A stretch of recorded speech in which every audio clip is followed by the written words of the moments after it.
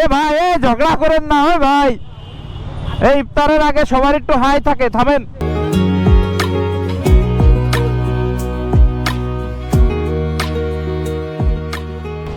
যেই সিগনালেই পড়তেছি এই সিগনালেই 10-15 মিনিট খেয়ে দিচ্ছে। বিকালটা অনেক জোস, বাজে 5:35।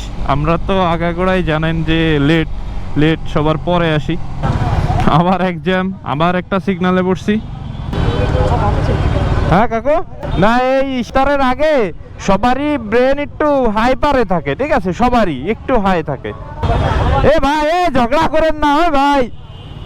এই ইফতারের আগে সবার একটু হাই থাকে, থামেন। হয় ভাই,